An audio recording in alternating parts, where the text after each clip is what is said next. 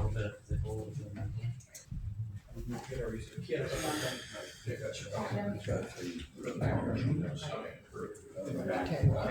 Patches open. I don't. Yeah. Is it okay if you know the bad news is, I really don't know your first name. But Joe, I know that.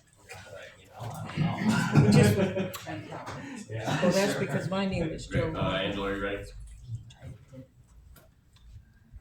Recording in progress.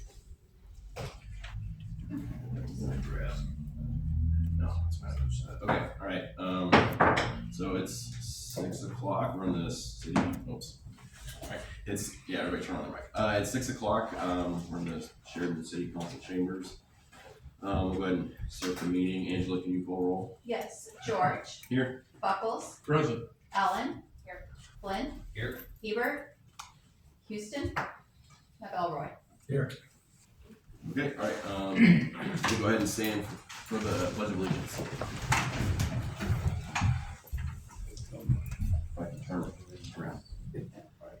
I pledge allegiance to the flag of the United States of America and to the republic for which it stands, one nation, under God, indivisible, with liberty and justice for all. Okay. So, any additions or deletions, Preston? No, Your Honor. We have the amended agenda in front of us, but no changes from that. Correct. Okay. Anything? Okay, all right, so then next up we have the public comment on a non-agenda item. We'll go ahead and read the statement real quick. Public comment portion of the agenda is the opportunity for the council to listen to the public, but not for dialogue. Public is allowed up to 3 minutes to present information relevant to the city. The topic issue brought up may be referred by the council to the city manager for inclusion on a subsequent council agenda. Council has the discretion to ask questions after comments are concluded. Please note complaints should first be addressed to the appropriate city department and or city manager prior to directly addressing the council.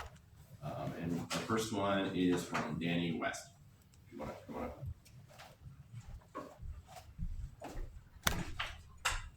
Thank you. Appreciate you guys being willing to hear us. First of all, we understand that what we are going to be presenting is not an easy issue. It's difficult, but we think that as senior folks in the community, we are worth it.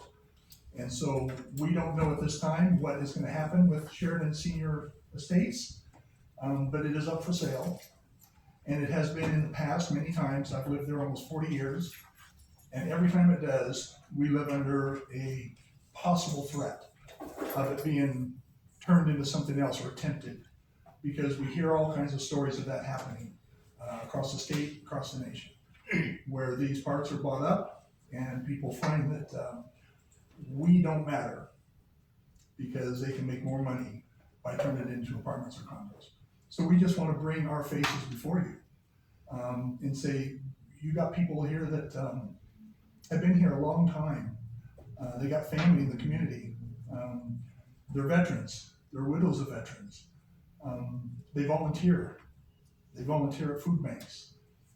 They volunteer transporting people. They volunteer doing Meals on Wheels. But even though they're retired and have spent their lives playing by the rules, doing what's right, all they want is to be able to spend their remaining years in somewhat peace and security. And so when these things arise, we don't know what's going to happen yet. We're trying to turn it into a co-op. We're hoping that'll happen because then we're safe. But if that doesn't go through, there may come a future point where a buyer comes in and says, I can make more money, a lot more. And they bring it before the council to allow them to move us out, build apartments, condos, whatever. It's riverfront property, very sought after. So we just want to be a face that you can say, these aren't just numbers. These are people that got lives, they got family, they've got investment in the community. And some of them, that's all they have, is that little mobile home That's it. That's all they got. They got nothing else. And, some of us would be able to move on. Some literally would be living out of their vehicles if that was to happen. So we appreciate any thought, any consideration that you'll give us in the future, but we just wanted to present that and let you know we're here. And, we need you. Thank you. Thank you. Preston, do you wanna answer that? Yeah, Your Honor, I wanted to mention, Can you turn your mic over? oh, sorry, pardon me. Thanks, Your Honor. I wanted to mention that, I tried to reach out to Dan West, kind of on behalf of the group, to meet with them and go through some of their options and how they can be involved in some of this, that's affecting them. And, having some experience going through this, that could be very helpful to you. So, I intend to follow up with Danny and whoever else in the park would like to meet and talk about, some reasonable options and what they should be thinking about. So, we'll do that, Danny, okay? Thanks. Yeah, right on. Angela, did we get any others? Okay. Well then, we'll move on ahead to the sheriff's report. I think I saw Deputy Grant. Are you still here? Oh, Sir. Okay. If anybody has any questions, we might call you up, but, Perfect. any comments on the sheriff's report? Lucy? In regards to the last meeting, when, I think it was Linda Harnell, I was talking about the scooters and motorcycles on Sheridan Road, and I believe the council was gonna ask the sheriffs about the ordinance, bylaw, rules, whatever. Oh, let's look at that, I didn't get this one. Yeah, we found the ORS for that. I tried to talk to Linda and share that, but we didn't hear back. But, yeah, that was the ORS we found, or Angela found from the state. And I believe that means, that's the current state law, but I believe the state might be able to add additional orders. Well, you can suggest, other regulations or what state could maybe do, but, you kind of try to make sense of some of this, and we all have seen, the scooters and everything. So maybe this isn't perfect, nothing probably is, but this is what the rules are right now for all these various, transportation modes. Across the state. Across the state, correct. And that's an important baseline to begin discussing anything in particular that you need. But we got this, was it Linda? This is also, posted with our, code compliance officer and all. So, there's a lot to this, actually, and, but that was a very convenient thing to show. Thank you, Angela, can I ask a police officer something if he's here? Yeah, Kind of Deputy look Grant, at you wanna- this. This is kind of all the contraptions you have to avoid when you're walking on the sidewalk and stuff. This is kind of the rules about all that. So what would be the best rule of thumb, for example, I was going down Sheridan Road last week and there was 3 kids on one scooter, no helmets. What would be the best course of action? Yeah, because you know what, I'm driving one way, so it's not like I can take my cell phone and when they see somebody coming, it's like they're trying to skedaddle, but I did see them on Sheridan Road, I mean, I also had them on Bridge Street. Yeah, it's stuff like if you're passing trying to call us at the same time. Usually the best thing to do is just give us descriptions what they're like, what they're wearing, their height, weight, things like that. Some we can look for them later because it's not small enough that it's not hard for them to get from one side to the other.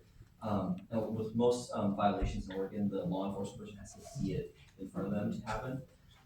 So yeah, if you call in, it's not an emergency and say, hey, these kids are doing this thing, they're not wearing this, height, weight, what they're wearing, what the scooters are like, scooters after that. Yeah, scooters.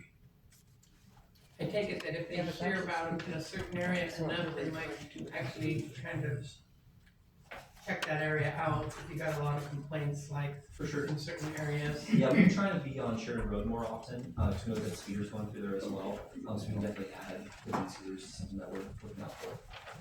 For me, I know that I'm usually on, 3 to 1, so usually when I'm out doing, traffic enforcement, usually the kids have gone home or gone to bed.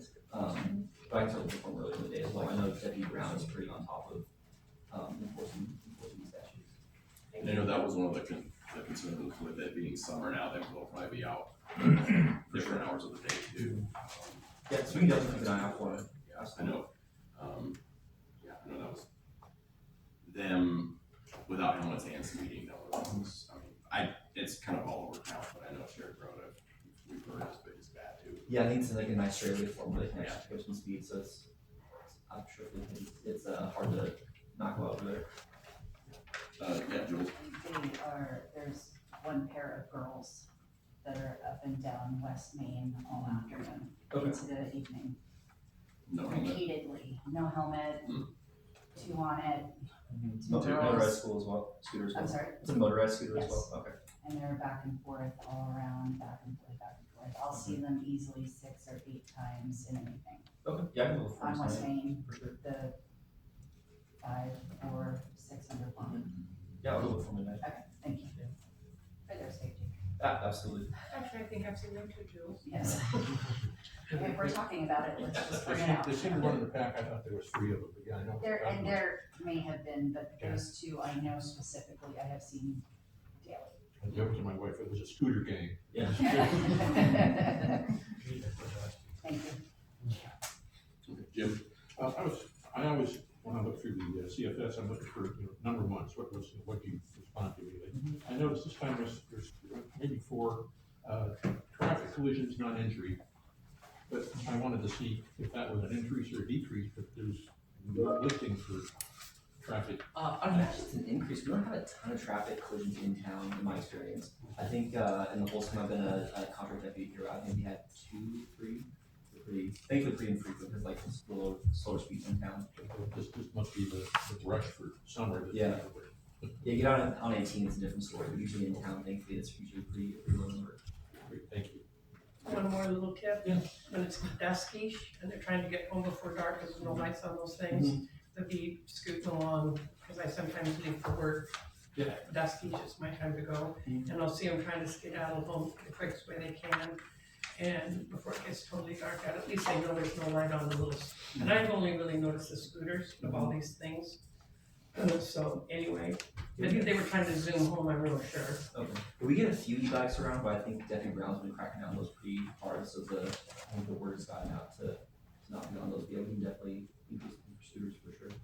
On the what, Alex? Looking for the scooters. Yeah, I've seen Deputy Brown with, has been on top of the e-bikes pretty well. do you know who's here like around like 10 or 11 like AM? That'd be Deputy Brown. Okay. I know that, sounds like on Sheridan Road around that time, there's a lot of increased, speed Oh, yeah, I'll let you know. from the, Yeah.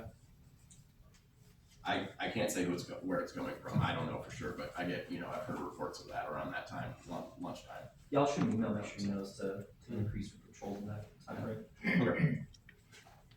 Any other? Okay, well, thank you. Awesome, thank you. Thank you very much. Okay, so now I need to grab the agenda. So next up we have the consent agenda.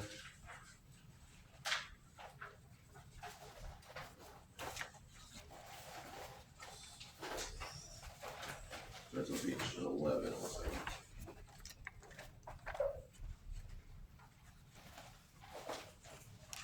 Up here. I move to approve the consent agenda. Second. Okay. Any discussion? Jim? I just wanted to point out, Denny pointed this out to me, but I just can't remember, but, on page 19, you'll see a whole list of, stuff for CenturyLink, but a lot of that is removing services, so we finally have cut our ties with CenturyLink down to a reasonable number. I mean, some lines from CenturyLink we need to have, but we do not need to have, I'm gonna take a stab at 20 numbers that nobody calls, so. 21. Oh, so that's what all those negatives are? Yes. Gotcha. Okay. So it's excellent, it took us a long time to get there, but,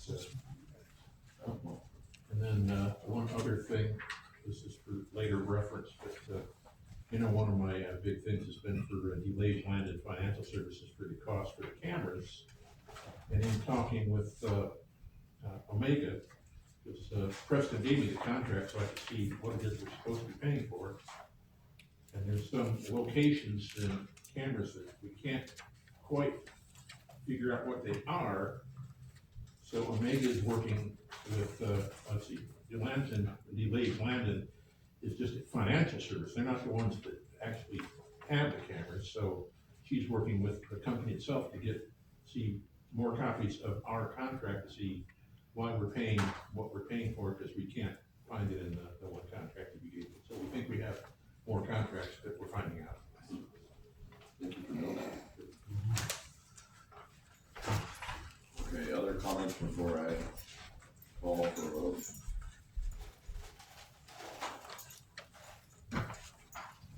Okay, all right, all in favor? Okay, that's unanimous. Okay, then moving on, then we have G, public hearing. First item is, do I open the public hearing and then go into item one, or do I open each item as a public hearing? I can give you a brief staff report on both public hearings. Okay. At a time, then you can open and just focus on Congress maybe. Okay, well then I'll just go ahead and open the public hearing at 6:16. Okay. Okay, you wanna go ahead and give us a? Sure, Your Honor, and this public hearing is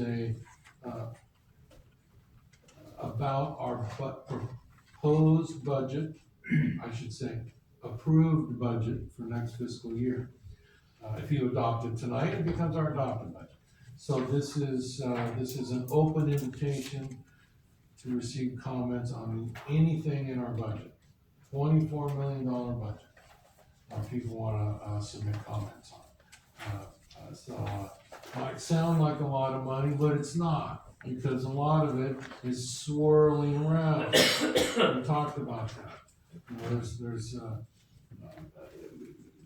just in a couple of places, there's $5 million money that's not buying nothing, no goods or services. It's moving around within the budget. So the $24 million is a statement of financial activity, not necessarily expenditures, or procuring goods or services. So that's just a real brief thing, and you're inviting comments from the public on any aspect of our budget. Jim? Are we running the public meetings for City Council to approve the receiving of shared state revenues in conjunction with the public meeting for the budget itself, or these separate meetings? Because I thought we would start with the public, or the shared revenues first. Yes, it's, I mean, for the hearing, I mean, it's kind of both. But I guess I was looking at the first item to talk about first. Just state revenues. Yeah, because that's Which I there's. didn't talk about. My mistake, Your Honor, I'm sorry, I talked about the adoption of the budget, and that's really your second public hearing. The first one is on state shared revenue specifically. That's a required public hearing to receive public input on the use of state shared revenues. And from the staff report, you'll see that we get a variety of state revenues, mostly being in the form of state gas tax, which goes in our street fund, that's dedicated. But there's other money we get that goes into the general fund. So that public hearing on the election to receive state revenue is to receive comments from the public on the use of those state shared revenues. That's the first. Well, okay. Did we receive any comments on the shared revenues? We would be asking for. Okay. Is there anybody who wants to speak about the shared revenues? Okay. Well, did I close this one out then and go to the other one? Okay, so I'll close this hearing, first hearing, out at 6:20. And I'll open the second one at 6:20. Okay, so this one is about the adoption of the city budget. So, questions, comments on that one? And council can discuss any of their questions or comments when we're discussing the resolution. So this will just be for public comment. Oh, okay.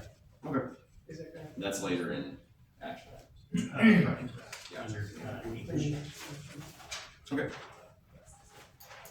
So this one then is, oh, that's good. Okay. So did we receive any written? Okay. Is there any verbal comment?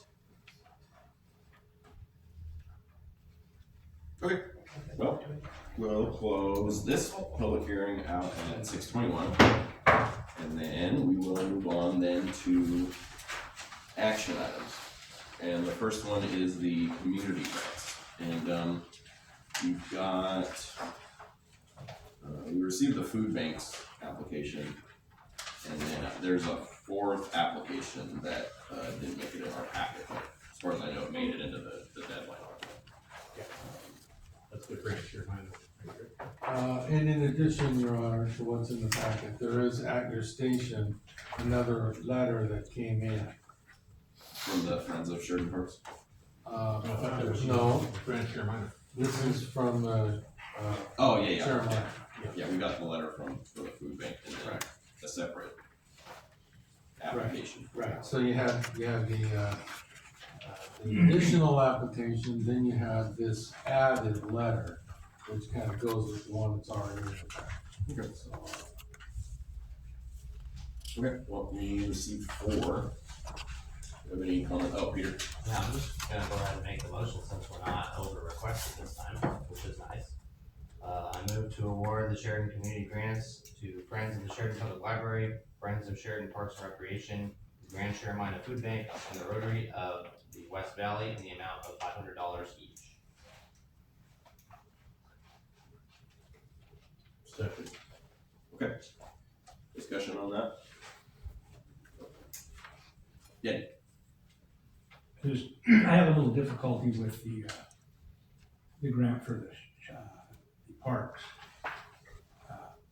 That's be applied to bills as required by the public garden.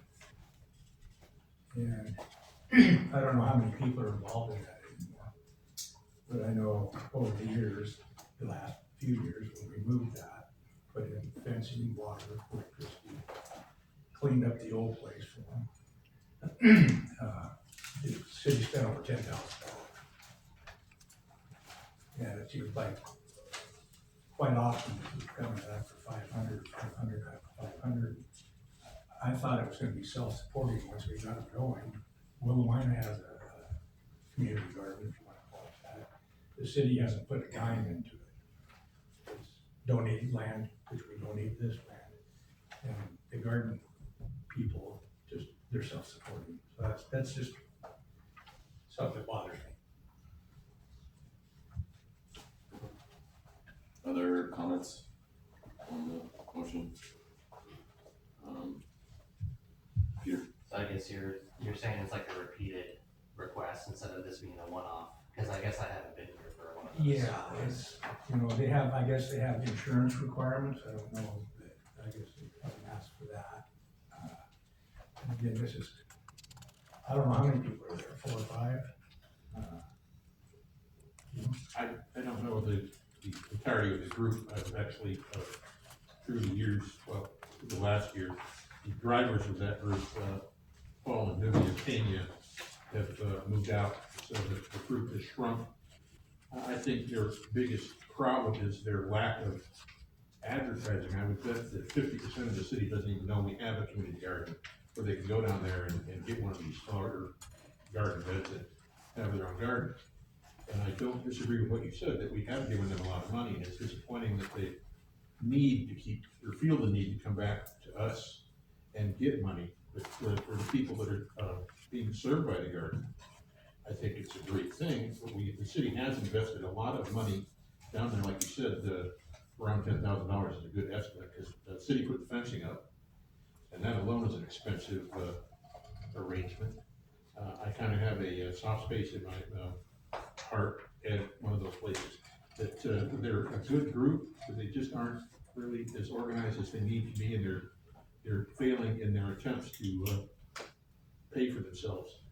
So I don't mind this time around, but now that we're all aware that they aren't really sustaining themselves, they're kind of depending on us at $500 a shot to keep themselves running. I would say that, okay, we expected them, we would tell them, here, look, here's $500 because you guys are doing a good thing, but you've got to get your act together. The city can't afford to, it's not the city's, flower garden, it's the community garden, and it should be taken care of by the community. So I'm willing to go with them one more time, but they need to find out that we can't be the ones that are their only supply of light. So, I think that the community garden is about the community, not the city council. And I know that there's a lot of people in that community garden that donate their food to the food bank. So unless you go down and get involved, I kind of get tired of people complaining that they don't go to the meetings, they don't listen to the people, so they just make crazy observations in their opinion, and they don't get involved with these people. I've actually gone to some of their meetings. I know for a fact that some of the people down there give their food to the food bank. So unless you have actually participated, I don't see where there really should be too many comments in saying don't do it when you don't know. I think you need to be informed, and I think the city's not getting informed about all the details. They're just making judgments without asking questions. Let's have the parks, the community garden come in for a workshop. You know, then you can ask them all the questions you want. See what they have to say, see what their struggles are, what's going on, you know, what their objectives are. And like I said, I believe the community garden is for the community. I don't need the community garden, but that doesn't mean other people don't deserve to have one. Because they might not have the means, or, I mean, I've talked to a few different people down there. The ones I talk to, I know, give a lot of their food to the food bank if they get too much, and usually they get too much, so they share it with the community. Isn't that what a community garden's all about? So, you said they had meetings? They've had meetings before. I've been to one of their meetings before when tennis were running it, because I wanted to know what the community garden was about. And they had a meeting down there. It was before they had the garden at the end of Sheridan Road. So some of these, just the thing I noticed is some of these expenses looks like we're back in 24 and 23. So I'm wondering if they're wanting to get reimbursed, you know, from, it looks like, you know, the relocation expense was part of a large expense, but then after that, it looks like since 24, they've had less expenditures, it looks like. Interesting. It looks like we've given them at least two that they're showing on here that we've given. Jim? My wife is involved with it.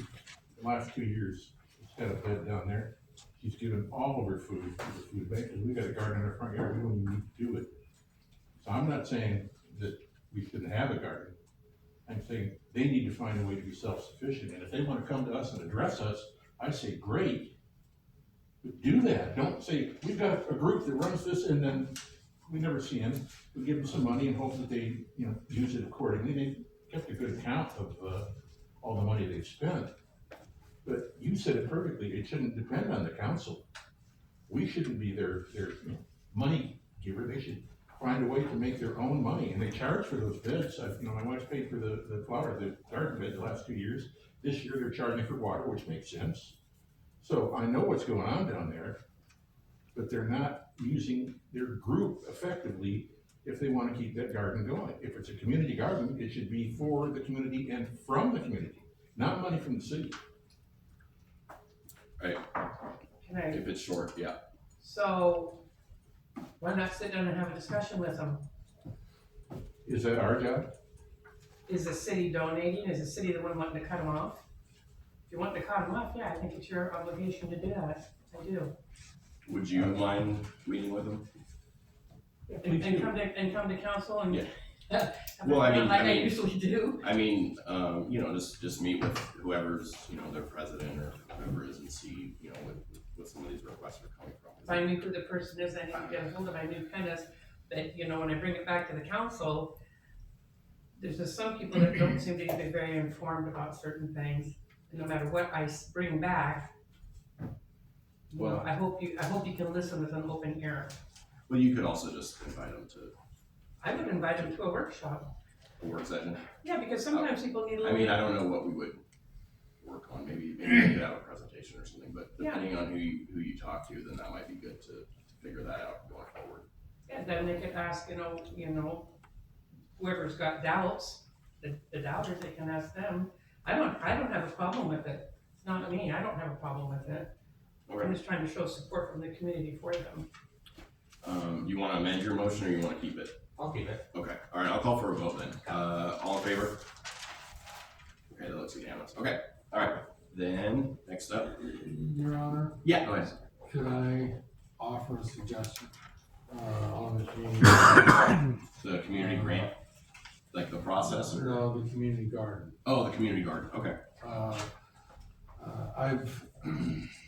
I've set up 3 different cities with community gardens. And they all take a different form. When you're talking about a community garden that actually provides,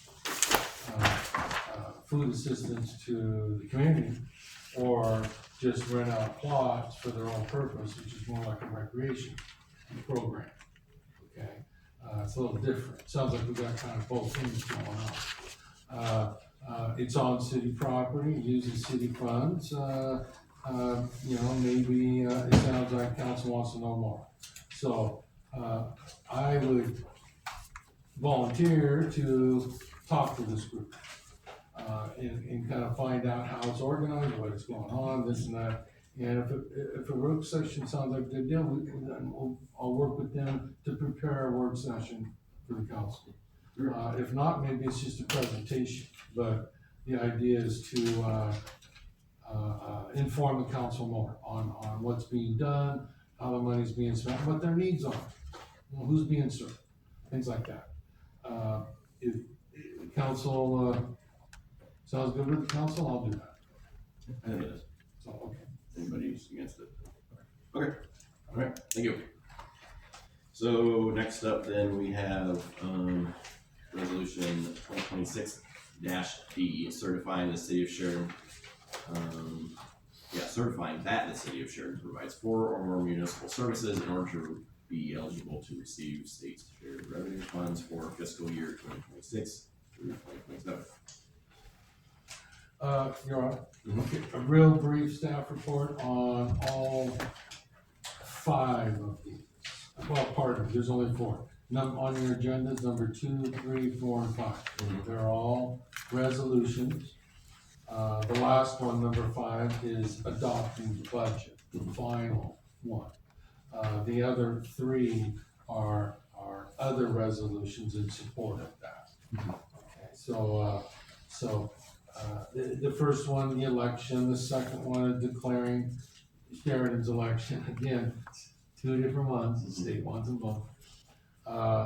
We adopting new funds, we creating new funds for the city, that's self-explanatory. And then the adoption of the budget. So, all 4 need to be done, and the final adoption of the budget is number 5. Okay. All right, Peter? Move to approve, resolution D, a resolution certifying that the city of Sheridan is eligible to receive state funds. Second. Okay. Any discussion on that? Okay, then we'll go ahead and vote. All in favor? Okay, that's unanimous. So then next up, we have Peter, go ahead. Move to approve resolution E, a resolution declaring the city's election to receive state revenues for fiscal year 2026 through 2027. Second. All right, any discussion on that one? Are you on E, right? Yeah, E, yeah. All right. Call for a vote then, all in favor? All right, that one's unanimous. Okay, Peter, go. Move to F, a resolution of the City Council of the City of Sheridan, Oregon, adopting new funds. Second. Okay. Any, discussion on that one, Jim? I'm familiar with what you're doing with this, question. I'm not fully understanding the need to have these broken out the way they are. If you could explain that, to us, I think that would be helpful. I mean, we're probably gonna approve this, but it'd be nice to know what we're voting for. You bet. And I don't, okay, so let me turn to the correct page. Page 47. I think if Okay. I might be wrong, Preston, you can correct me, but I think these are just to better track the SDCs. Because in the past, they haven't been their own fund. Is that right? So now with these having their own fund, we'll be able to track them, and if, I believe some of these SDCs, the funds are tied to certain improvements. Is that right? There's only certain things you can do with these funds, so that makes sense to have them their own fund. Right. So we don't want them to get mixed in with just the general water fund. Right, it's not any state requirement to do it. It's just good accounting to take your dedicated funds and put them in their own fund and not commingle them with other discretionary or other, lesser dedicated funds. And it's much easier for us to track expenses and revenues for the SDCs when they're in their separate fund. There's one other fund there that sets up for the Veterans Park, accepting donations. And that goes back to accepting that park and donations. And it's best to have a fund set up just for that. So we have a general park donations for some other things. But this fund for the veterans, for that park's purpose, should have its own fund. Is that, go ahead. Pretty much, what is the community building reserve used for? That one is the, I believe it was Sandy last budget cycle wanted that kind of earmarked because, she proposed it. And then last year it got an addition of funds, but that would just be for a future community building, possibly on the 10-acre lot on 18, or somewhere else, maybe. This isn't the same as, further in the budget where we have a reserve for building the, new public works building, or building a new city hall. That's totally separate. That's This is Different, right. Yeah, the monies for public works are within water and sewer. This being a community fund, it kind of got lost in the budget a couple years ago. And Sandy pointed that out. And so we talked about having its own fund so it never gets lost again. The fund for the Veterans Memorial Park donations, does that also fund repairs to the concrete benches along Main Street? Like, I know one had been destroyed with a car accident, and there's several close to bus stops and such. Do the funds come from that as well, or where do those funds come from? Well, that would be general park Okay. monies. The Veterans Park would only be for what you see right there. For donations, to track donations. Just If it's, donations. yeah, because funds from like improvements or fixing things at the park itself could still come from, the parks fund. It's just, this is a fund Okay, kind of this just is to, just donations. yeah, just to track donations. Right, to track the donations, exactly. Yeah, so if there are improvements within the park or even along the sidewalk, that's general fund or streets or, well, probably not streets, but parks. Yeah, probably not streets. Sometimes I get that mixed up. Okay. For the biggest fund. Yeah.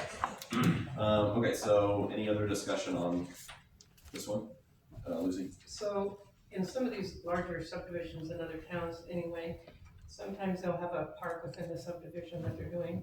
Is this parks system development charge for like South Side and the riverfront for our big parks in the city park?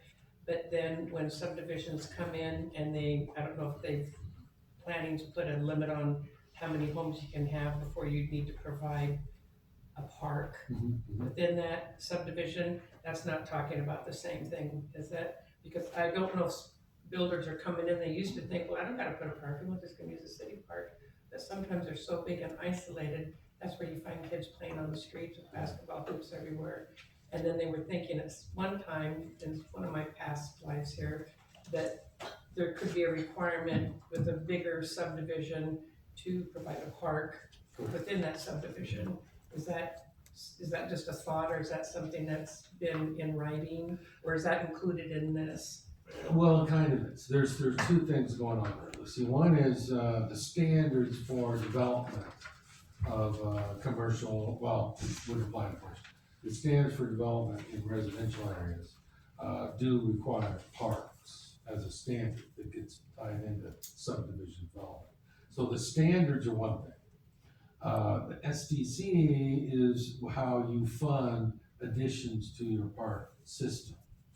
Doesn't necessarily mean in a subdivision or in downtown or whatever, but your parks SDCs can only go to expanding, improving. You have a little more flexibility in replacing equipment with parks SDCs. No, I think that's a good idea, I just was wondering. But it's kind of two things, that you got your park standards for development, and then you've got how you fund it.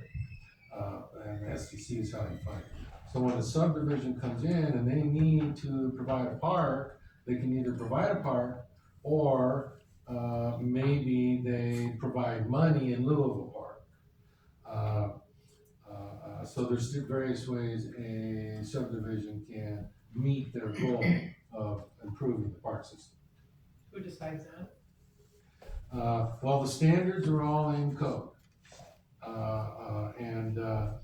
And those basically get approved during a construction agreement with the council on how that may pull out, that may shake out.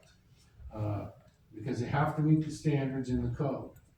And they may want to do something different with that, only council can approve that. Would that go to the planning commission first? Not necessarily, Okay. no, it likely doesn't at all go, if they're meeting standards. If they need to have the planning commission, adapt, or provide other, accommodations to this, then yes, they go to the planning commission. But if they meet all the standards, no. Okay, if a development does come in and build a park, is that maintained by them, or would that be considered a city park then? It could be either. Okay, Yes, it could be either. just depends on how they wanna do it, cause I think some, if it's an HOA, the park they build is maintained by supposedly their HOA fees, is what I've seen an argument for why they charge HOA. Well, in theory, that's how it's supposed to work. Okay. Theories break down. Mhm. It was about 10 years ago, the statutes were modified to allow, it'd be less likely for an HOA to cut and run and leave the taxpayers left holding the bag on improvement of public areas. So, that's good. But in theory, yeah, it could be all supported through an HOA.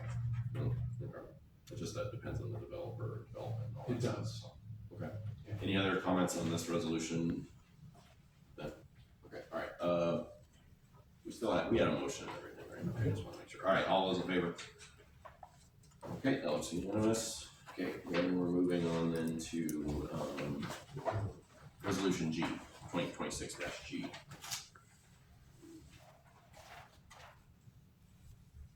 Peter, Move to approve resolution G, a resolution adopting the fiscal year 2026 to 2027 city of Sheridan budget in the amount of $24,875,274, and making appropriations as presented in the resolution and imposing and categorizing the permanent tax rate of $2.13 and 07.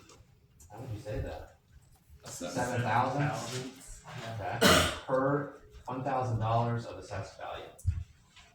Second. Okay, there's a first and a second. Any discussion on this one? Yes, Yep, go ahead. I approve their budget, but I do not approve of the funds that were taken from the Legion Hall in the original presentation, that Preston had a new account affiliation title with. And that amount, I believe, was cut in half. And I don't believe that had any justified reason for that, other than one's opinion. And so I object to that. I objected at the budget because of that, but I'm not objecting to the budget. I'm objecting to the taking away of funds of our Legion Hall and our veterans. So, the only thing with that is we would have to figure out, I mean, we cannot give money to Churches United, but that one half went, instead of, you know, I forget how much it was, I think it was maybe 2,500, but we got. Yeah, so it was 2,500 to the Legion, but then we voted to have, budget committee voted to have it be like 1,000, 300 to the Legion, and then 1,300 to Churches United. And then that passed. one person rejected that the original designation from, I almost forgot your name there for a minute there, Preston. I was gonna call you Nicholas, I used to be one of the attorneys.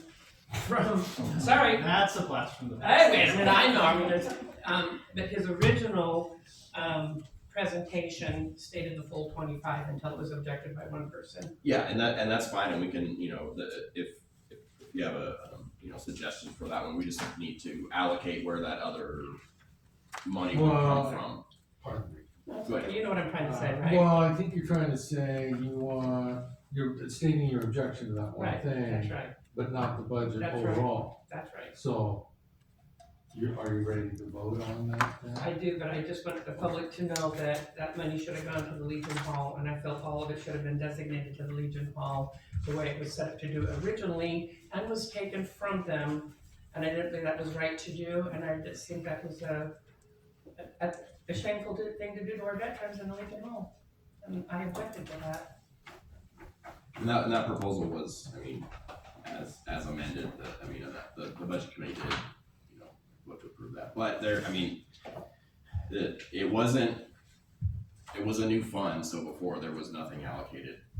And then we are also allocating some to Churches United. So it's not like we just took it away from them, it was just a different allocation. Not taken of the away funds. from Churches United, don't get me wrong, but the original, because Legion Hall does right now, they have the cooling center, and in the winter, they have the heating center, and they provide, and I'm not taking away from Churches United, it's just in the original Proposal, you that Agree with Preston that. came up with, I agree with that totally 150%. Okay. Any other comments on this?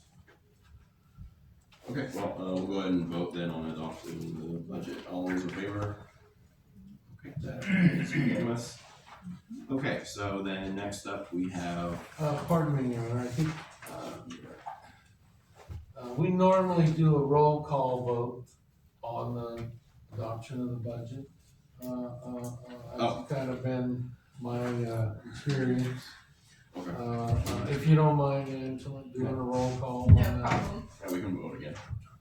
Buckles, Aye. Flynn, Aye. Houston. Sorry, McElroy, Yes. Hebert, Yes. Allen. Yes. Alright, so then next up we have item 6, the proposal for geotechnical services. Any questions on this or any background you wanna share, Preston? Is I this guess just the a- only thing I would add, that's not mentioned in the staff report already, is that when you do, a real, clean design and not leave so much to the imagination of a contractor, gonna open up the earth and do improvements. The more your design is real clean and all, the more bidders you can attract. And so that's another benefit of having this work done to prepare it for bidding is, hopefully it will attract more bidders. And I didn't mention that. Okay, so this bid is that for their? That's basically to provide all the geotechnical information so that, our city engineer can throw a quick design together and be very specific on the specifications. There's more data, it's not necessarily any work. Correct, Being it's, done, it's yeah. data only, Okay. yes. Peter, Move to approve the geotechnical services proposal from Foundation Engineering Incorporated in the amount of $49,655. Second. third, okay. All right, any discussion on this? Okay, all right. All those in favor? Okay, that's unanimous. Okay. Then next up, we have, the add-on of resolution, 2026-8. The legislative amendment to the Sheridan Development Code. And is this something from, Liam, for the HUD? No, it's actually, this is money that the COG has to assist any cities that want to sign on to update their code, on these housing related issues.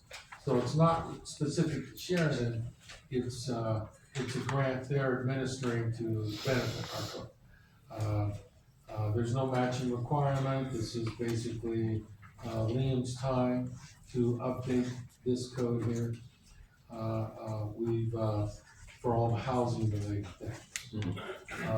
There's actually like 3 projects that are kind of like this, that the COG has grants that they're doing on our behalf. So you'll see similar ones of these when we launch the other projects. And I'm sorry this got added late, but it's kind of a formality, and it's work that's expected, and to get done, they like to have governing boards on board before they commit state funds. They've learned, you know, to not let squirrely cities deal with grants, you know, and how they get sideways. Get your governing board on board up front. And so that's what this is, and we're very grateful for these funds, yes. Peter, I move to adopt resolution 2026-H and initiate a legislative amendment to the Sheridan Development Code to comply with recently passed housing-related state statutes to be locally referred to as LA-26-002. okay, Second. all right. 2 seconds, okay. Any more discussion on that? Okay, all those in favor? Yeah, that was unanimous, okay. That's all the voting stuff. Next up, we've got the Public Works update.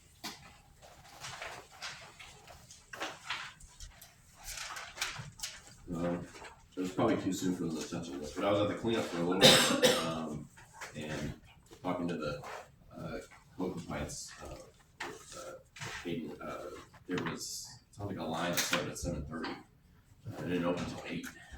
So there was a lot of people. It kind of slowed down after the initial bit, but I was there about till 10, and I came back 12:30ish. But I know I saw Lucy. I know Jules was there, but it was I don't know. It was. I think it's improved over the years, because when I was first there in 24, there's still a bit of like confusion as far as, you know, what you can do and who qualifies and stuff. But we didn't really get many questions, and nobody was mad, which was surprising. So that was good. At least when I was there. Maybe there was somebody later, but and I know Sandy was on it. She was on we were on the radio most of the day. She was, you know, well, there was other people on the radio too. I could recognize Sandy's voice. So I know she was busy, you know, talking, and I know I recognized Kenny's voice too. But I thought that went well. I haven't noticed if Recology picked up all their stuff yet or not, but hopefully they did, or if not, they will soon, because then Hometown Days is going to be there. But you know, I thought that went well. I wasn't there the whole time, but I think from the part I was there, it seemed like it was really a good turnout, and good event. Good to hear. That was a good addition of having the mattress pickup there. Because there was a lot. I think there was a limit of 5, but I think some people hit that. There was a lot of mattresses I saw. So Lucy? There was a lot of washer and dryers, refrigerators, freezers, microwaves. That metal bin for next year, they should really have two. Two scrap. It was even busier than the whole time I volunteered. It was the busiest I've ever seen with appliances. And the bicycle guy, which is kind of a cool thing to do, and I don't know who needs to do it, but the city needs to initiate it. The bicycle guy came there and was volunteering, and he got a trailer and a pickup load full of used bicycles that he takes out to Grand Ronde. The tribes have classes where they buy all the parts, they teach the kids how to repair their bikes, and then they give them bicycles. It's just absolutely a wonderful thing. And last year they weren't there. I think if the city could find somebody who, you know, all it takes is word of mouth, guys. It's not real difficult, but a guy that does small engine repairs, there was so many weed whackers. I thought some of them were brand new. And there was some new electric lawnmowers that I just couldn't figure out why they were even in there, other than somebody didn't like electric. And if somebody did small engine repair, if they wanted to come, I think it would be nice if you, I'm sure some mechanic, maybe even Public Works could find somebody that could use those. And they could just haul them up. It also helps with the discard, but they just really filled up, because all that goes into the metal container. That's all scrap. Yeah, it was all scrap, but that bicycle guy, he really made, and yes, there were a lot of mattresses. I just kept thinking, better than see it on the side of the road, you know what I'm saying? Just so much better. And there was a lot of people there. I've seen more, but still it was a great turnout. I thought maybe next year 2 metal containers to help them out. Especially since we don't have scrap down there now. Yes, you don't. Some people, they just might kind of build up, so that's not a bad. And, you know, I imagine some neighbors were taking, you know, hey, you got some junk you went to the dump, I got a water bill for Sheridan, and he might be up Rock Creek, but, you know, there's still Sheridan. And so, you know, there was people that brought in some stuff, but, right? Yes. It was nice because you guys would call in and say, there's a bunch of mattresses over here, you know, this thing full of tires, you know, and I could hear them over the little radios talking, so it was kind of nice. It helped divert them in which way to go, so. That was a good turnout. And then I know in the report, I know they talk about the dog park. That was something I was telling everybody that came by, was at the dog park. Yeah, didn't you give me both flyers for that? Yep. So I don't know who I did. provided some oversight. Oh. So that's why they look good. Yeah.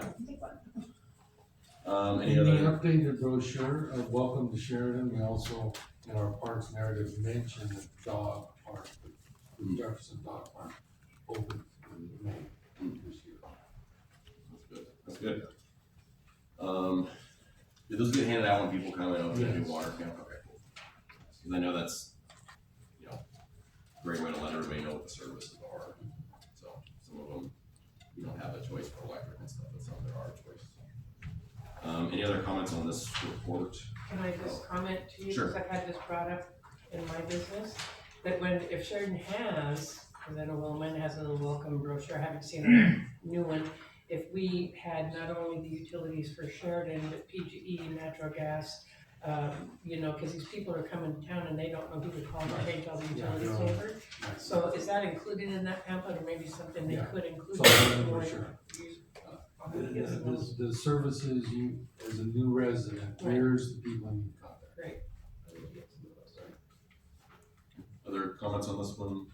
Including the water operators. Yeah. Yeah, go ahead. Yeah. I thought these, the water production numbers were interesting and amazing, but, and he's not showing any concern here that, we were talking about in the spring, what the spring is already averaging approximately 15 gallons per minute lower than this time last year. I don't think that's a good sign. He doesn't say we should be concerned about it, but I think that's something we should be aware of. I mean, it just means we're gonna end up filling more water out of the river, which I don't think anybody wants. But that was pretty significant, showing that how much lower the amount coming out of the spring was compared to previous. Yeah, and then I was kind of just amazed in itself about the amount of water the city has used. Yes, 17 million gallons versus an increase of 3 million gallons compared to the previous month. That's a big jump, and if we're losing 15 gallons per, I don't know how you convert gallons per minute to gallons used, but, that's a big jump.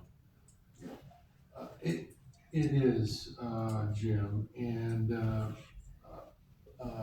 our water treatment operator, Brandon Owings, used to be an employee of mine in another city.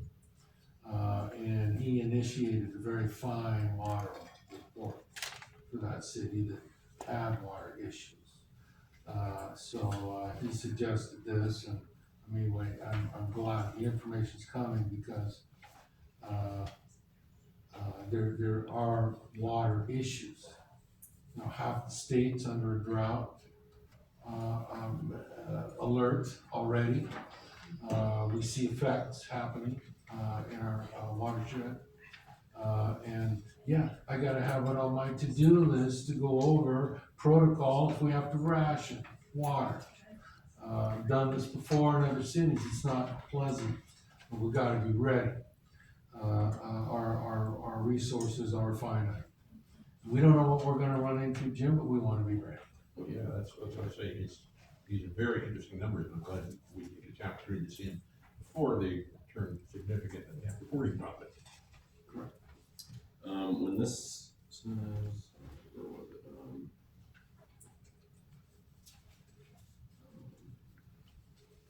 So like in the line where it says, production from the water plant and spring line, doesn't it all come from the water plant, or is he like meaning like from the hill? That's the difference, okay, so, okay, gotcha. I mean, it's June, I assume we're pulling from the river.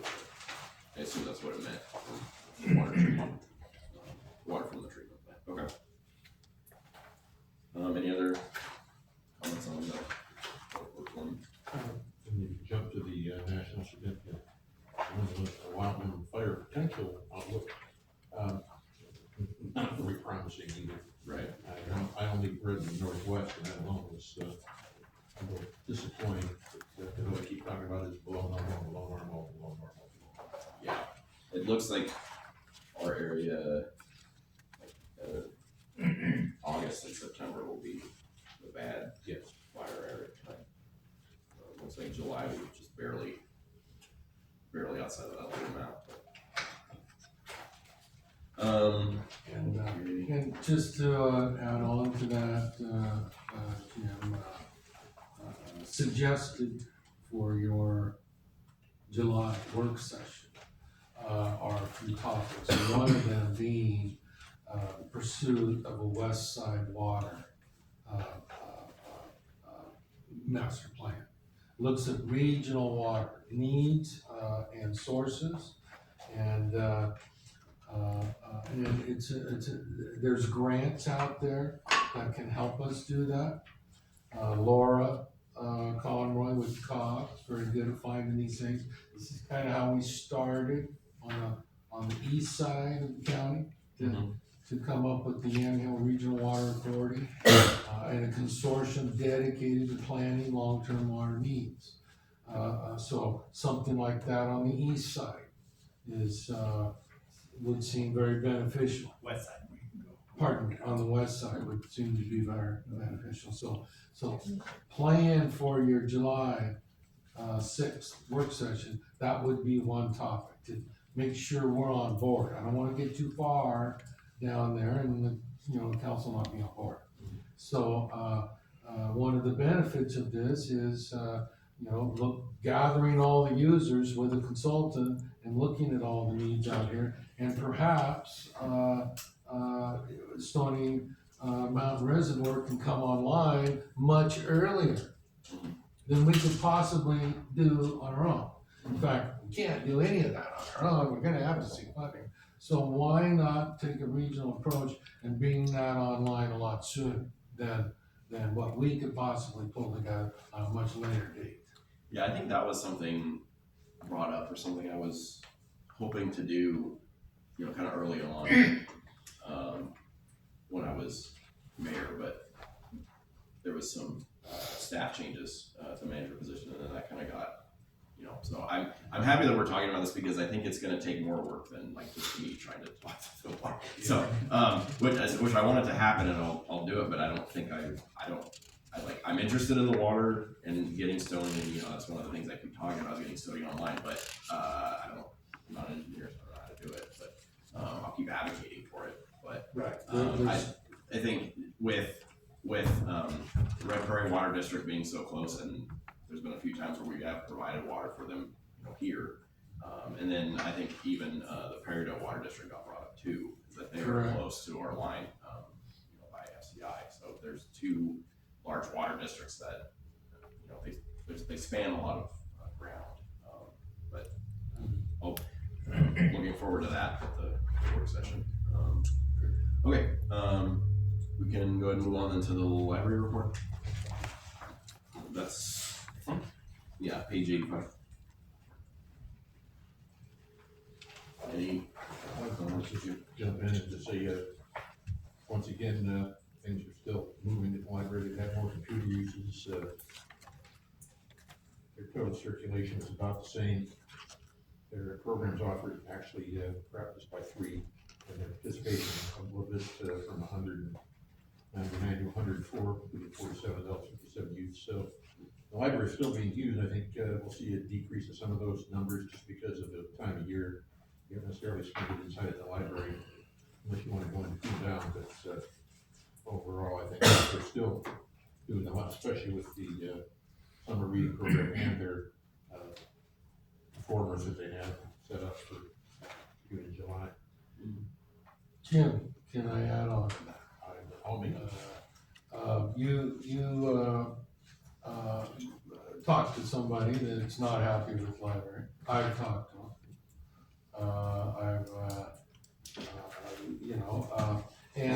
And I guess this goes with just about any subject. Yeah, you know, complaints are come to the city manager about operations, and I'm willing to have a conversation with anybody about that. But when the conversation turns to just complaints, then they need to come to council. I'm not gonna engage in that. So yeah, you might be having somebody come to the council and complain about the library. Fine, this is where they need to be. I've already tried, okay? That goes for any subject. I'm willing to have a conversation about anything. And you give me the opportunity to deal with complaints about city operations. And if I can't get them resolved, they come here.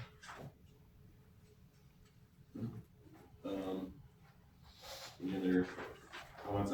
The youth numbers on this one might go up with it being, you know, summer years to go up now, school now.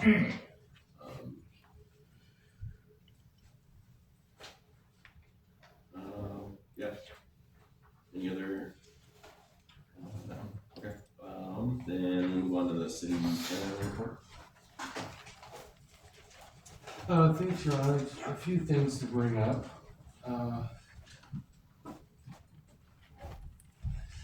You also have at your station a election packet. These are the important dates for filing for office for City of Sheridan position. We're, you know, packet there, and if you have any questions, you can certainly ask me or Amber. Omega is officially our elections officer for the city, but we support him, you know, and all that respect, you know. So, let's see, the TSP is coming at us. We're you know, jumping into that heavily. The consultants are gathering the data. We're gonna start having meetings, and this is a very large grant we received from the state, $250,000. They require a member of the governing board to be on sort of their steering committee, okay? It doesn't meet that often. You know, it's not monthly, I don't think, but the most it would be monthly. Jim was thinking one time about being that council liaison, but that's not gonna work out. So, is there anybody else on council that wouldn't mind going to the steering committee meetings on the TSP? It's a way to really be informed, report back to the council. There's a lot of public outreach, and that committee takes all the outreach and tries to, decipher and, put it together. Maybe it goes in a plan, maybe it doesn't. And it's such a large grant, they really need to have a member of the governing board on their steering committee. Anybody wanna do that? I'll tentatively volunteer. Okay. I'll talk to you about it later. Okay, is that okay with everybody? Okay. Peter, well, thank you very much. Yeah, thanks, Peter. I was getting ready.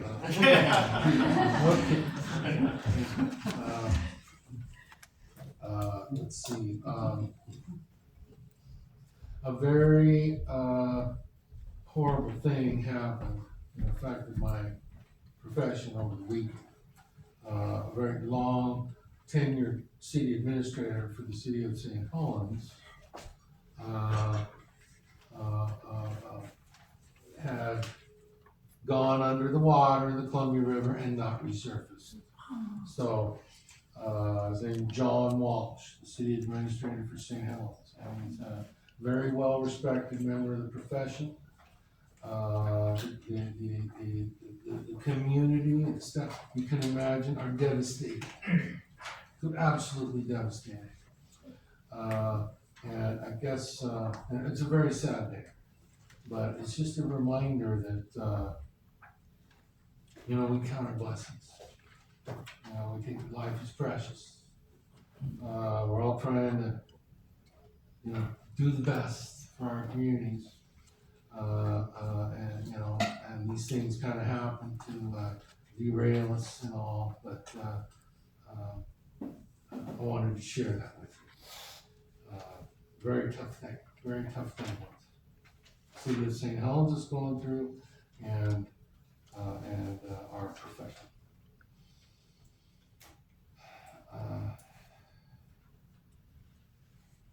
A couple more things. Orchard Street. You're all familiar, maybe you're not. There used to be an airstrip, okay, I don't know, 50 years ago, they said no more airstrip. And Orchard Street, you can see it right there, it stops. The city never did pick it up and say, oh, well, we need a street here, The time to do that would have been when the airline overlay went away. Well, it didn't happen. I think we need to spend resources to look into that. So I've asked one of my city engineers to scope a project to define the right of way, and the design basically, and survey, do me a turnkey thing to acquire the right of way to extend Orchard. Because there's no practical way to develop those lots. The brown one right in the middle, the blue one, which is city property, there's no practical way to develop those lots except through Orchard. And as the city, we have an obligation to provide public services. I'm moving in that direction. I mean, if you think that's a bad idea or have a lot of history to tell me, let me know. But otherwise, seem like a good idea, folks, to pursue that? Okay. The last thing I want to mention is a big issue, and it's kind of funny, but I've been here a year, and people have said things on and off about when you bringing back the rodeo. Okay, people loved it, and there's possibly an opportunity here to discuss with the county. possibility of maybe relocating the county fairgrounds out in West Valley. And we have some good city property there out next to Stella Jones, a 17-acre piece, couple other pieces. There's other vacant property. We were kind of talking about this among staff, but Kit got pulled in protocol. I can't talk to somebody else's elected officials without even talking to my own. I gotta know that this is a good idea worth exploring. You're not committing anything, but is this a good idea worth exploring? Well, I gotta tell you that I always thought that would make a great rodeo grounds, but I had to wait for the right council to be here, otherwise you just get shot down. So I'm glad that you're here, because I think that's an excellent opportunity to be able to have a rodeo grounds out there, and I always thought it has been, so yes, absolutely.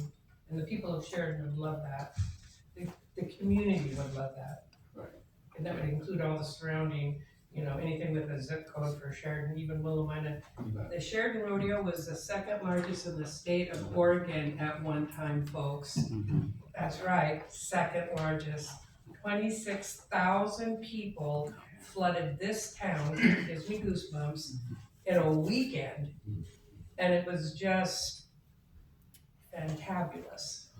It's just a wonderful, wonderful time. So I think that's the perfect spot for one.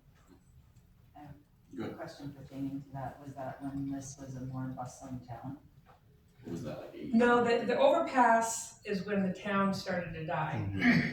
But this was even after it was when rodeo grounds left that, and then FEMA came in, and that's on my next thing for comments, is that it just slowly started to kill Sheridan.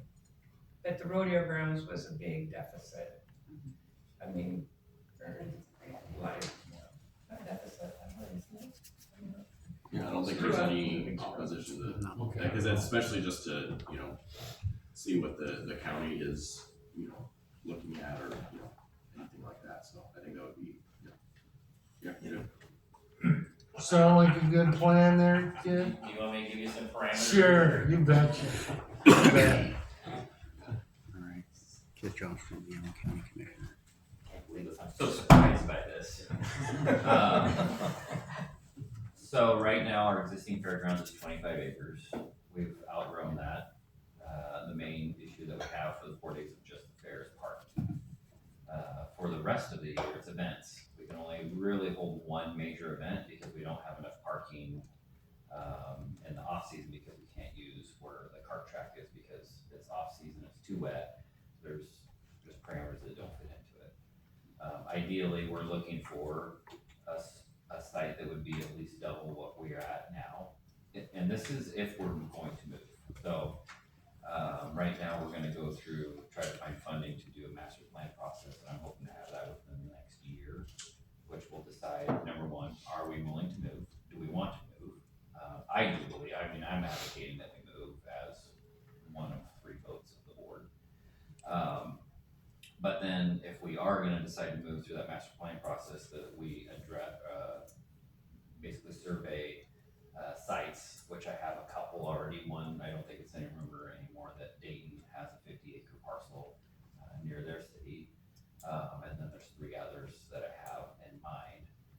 So if there is something that you guys would like part of that master plan process, I think it's totally doable to include in that. If it isn't viable, I actually have a lot of other things that I think would fit into Sheridan, even if it's not the fairgrounds. I think there's a lot of cool things that we could do. That would be kind of a one-off.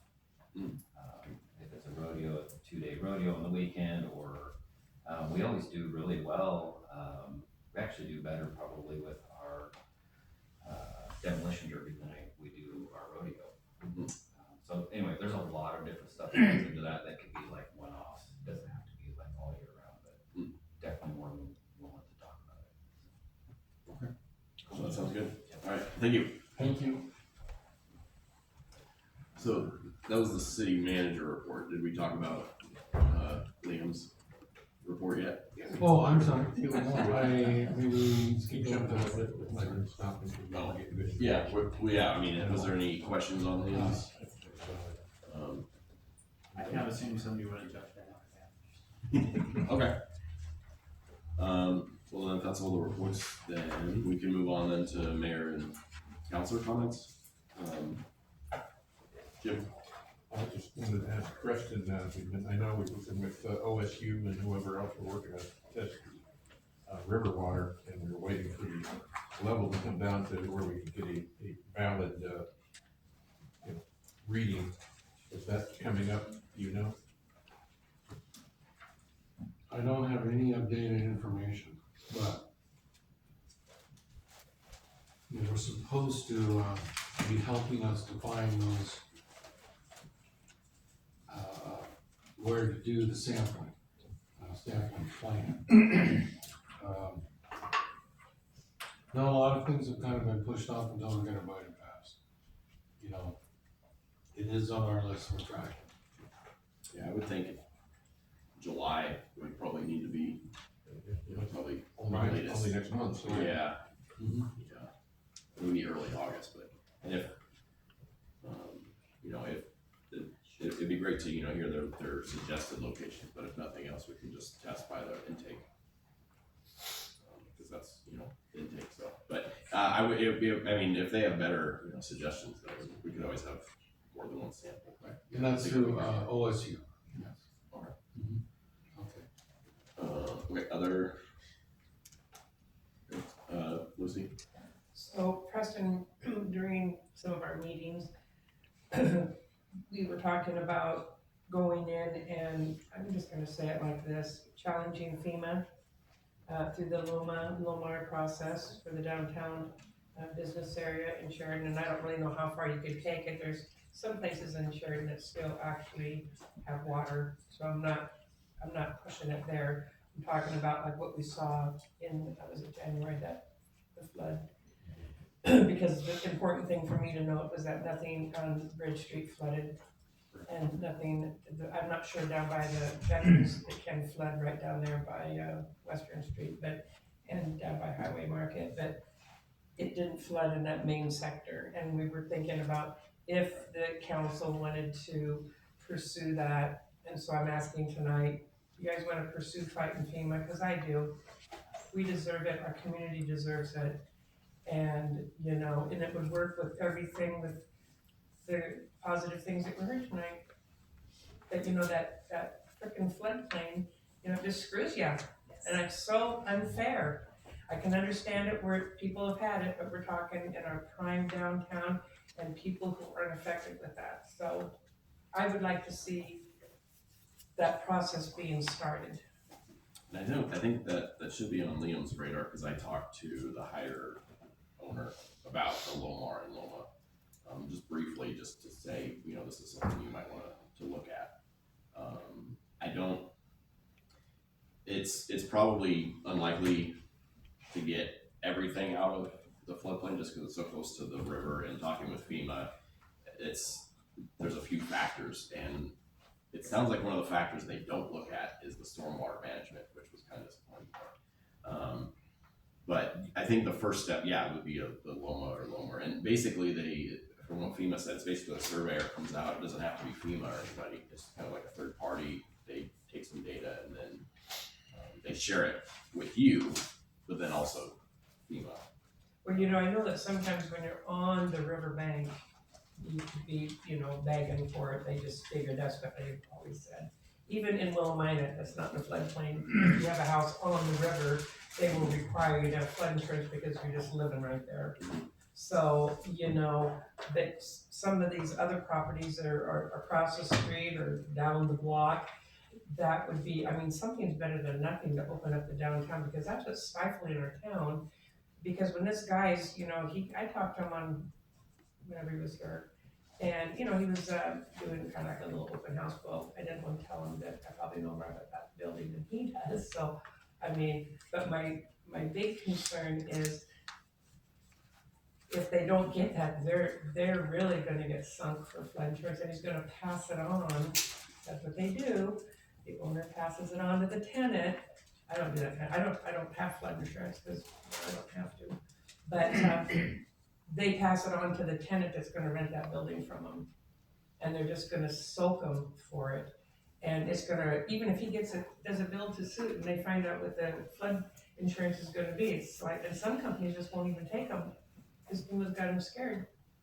Like insurance companies? Yes, absolutely, and if you don't have insurance, you're not gonna be able to move in.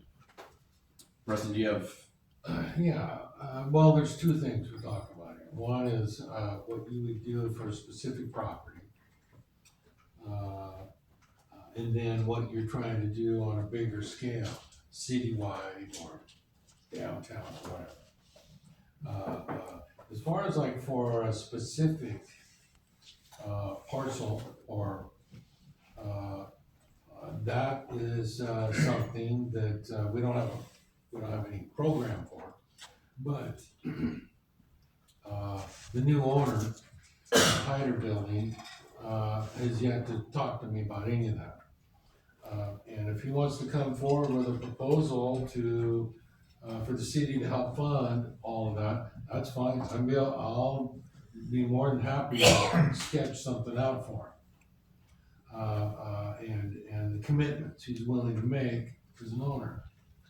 Cause you might recall the last time the city, got all,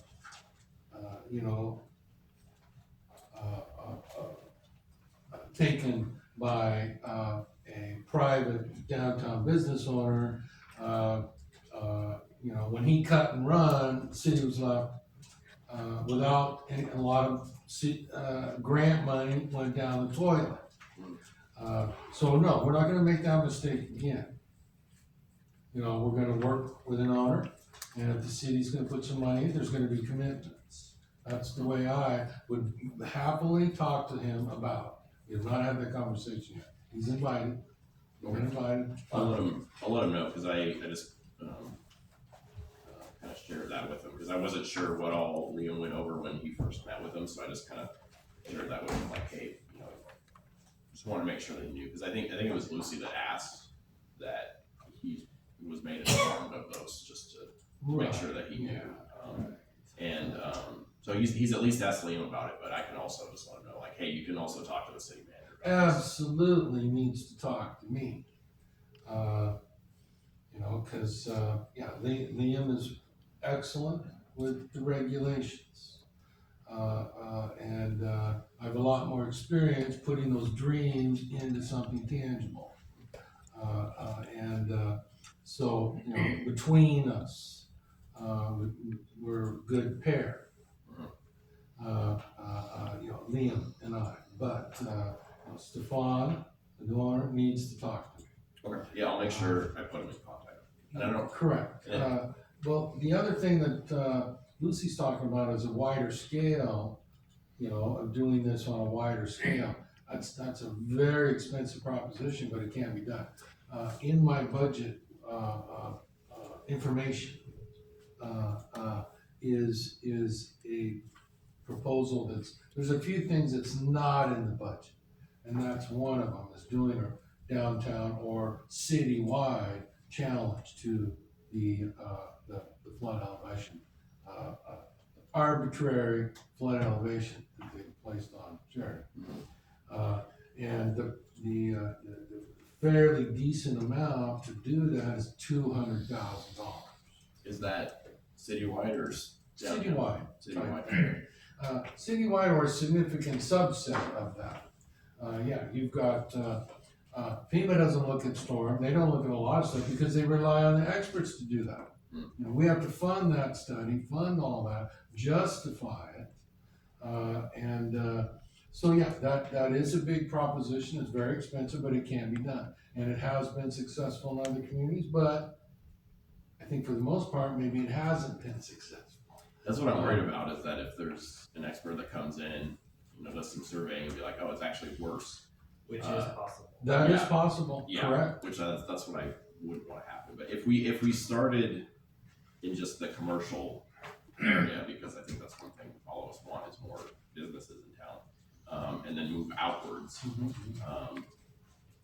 And, you know, with individuals, you know, with their homes, I feel like, you know, they're gonna have to wanna be informed of the risks if they are like, yeah, I wanna do the Lomar thing, I understand that it may raise my flood insurance. Right. And I think if we're starting with the commercial area first, because I think that's something we all want as more businesses. And if that is a deterrent, then start there. And we can start with just talking with the new owner of that, because he does make up a pretty good chunk of that block. And I know there's Benny's and then there's Lucy's, so there's a couple people that own a chunk, so we could, you know, and then across the street too, I guess. Yes, and you know, if you have a meeting, I think it would be good to take a picture of the floodplain map. I have it on my computer, and it will just blow you guys away how FEMA came in. Mhm. You know where the old granary was? I don't know if anybody knows that exactly. Where they're making the new development on Grant Street? That's out of the floodplain. The Davison's Auto's in the floodplain. If they're out of the floodplain, they don't pay insurance.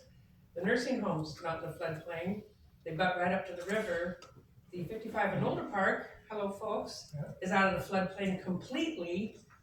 And there's a place across the street. It's just like this. But if you were to stand on the street, you'd swear it was just level. But there's little knolls. And because they didn't even flood some of the properties in Sheridan when they had the 64 flood, but FEMA made them pay flood insurance anyway, and they've been paying, anybody who lives there has to pay it unless they want to challenge it with the survey. And a lot of people are scared and they're not educated enough. But they've just slowly come in with this change of use, my favorite ugly word, is, you know, now they're just making it hard for, like, the US Bank to become a restaurant. And it doesn't even have a basement. And I don't think it even, you know what I'm saying? It's just, you know, it's just a total unfairness to our community. That's just, and it deserves to be challenged, I think. Will everybody get in on it? Probably not. But a lot of people will, and even homes will. And that would be a great investment down the road for those people. Yeah, and I did talk to FEMA about just having them do like a whole town thing with them doing it. And like Jules, she wanted me to make sure that there was like some sort of formal request. They don't have any formal request process, but it's on their list basically, that they know about it and they know it's, you know, I don't know if it would have been on their list or their radar if I hadn't have said anything, if they just kind of had all the floodplain in their list or however they had it. But basically from my email, I just make sure that like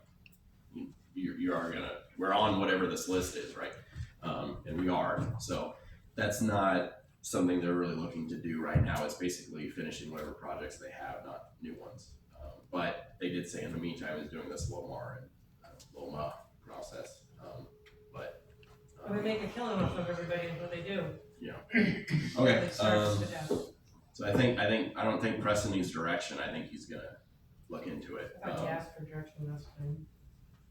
Well, let me add a couple of points, I guess. Okay. FEMA's, right now, they're my best friend. The decision to fund our disaster repairs at the water treatment plant is coming up in the next few weeks. And that's taken a lot of my time.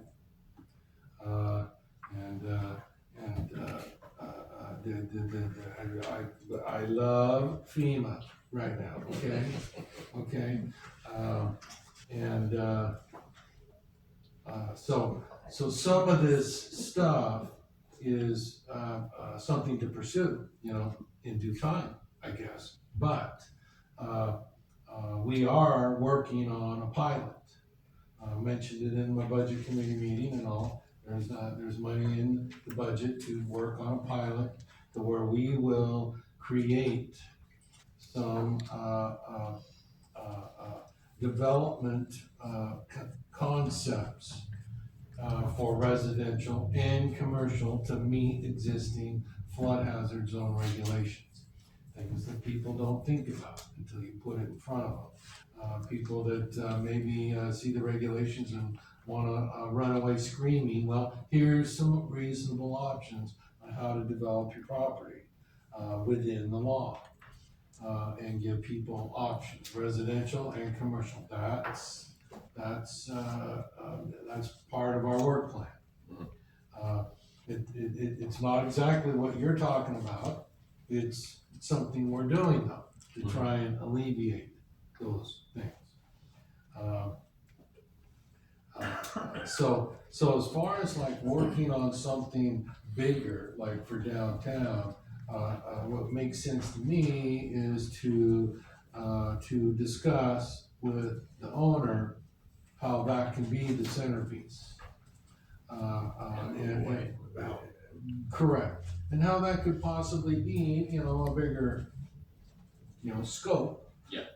But it's all gonna start with him. Sure.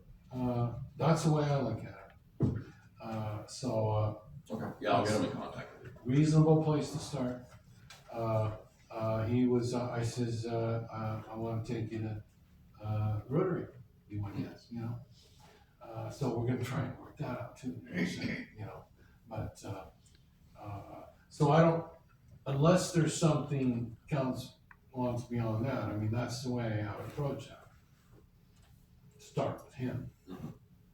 Yeah, and it sounds like he's already asked Liam, so I'll just connect him to you and be like, hey, ask the city manager as well, so I think he's kind of already there. Pardon? So, Peter? I'll be quick since we're at the end. Since the risk reward on this funding a study to fight FEMA is so extreme, I guess the only thing I'd ask is, do your best to gauge the likelihood of success before you bring something to the council, because it's so lopsided, And if there's a way to reduce the scope of the study and still get, X amount of the benefit, that would be awesome. Because, huge reward if it pays off, but funding a study and then getting nothing would be awful. That'd be rough. Right. Thank you. Okay, any other comments, concerns? I can be quick too. I did a mayor for a day contest this last week. There was You're actually mayor for the rest of your term, so. Yeah, I'm mayor for the rest of the term, but this was a mayor for a day contest. But she was a third grader at one, so this week or two, they're gonna come by City Hall and I'm gonna show them government stuff. So I'm sure they'll love it. Yeah, that was good. And then I think I had something else, but just communication with the hider owner. I got him in touch with a baker that I have met. I think it might be the only baker I know, but I gave them the hider owner's info, email, all that stuff, and so hopefully they can connect, and we'll see where that goes. But I think that's everything I had. If there's any other comments, someone can move to adjourn. Peter. And motion to adjourn. Okay. Second. Okay. Discussion. Okay. All in favor? Okay. We're adjourned. It is 7:38. Okay. Thank you. Recording stopped.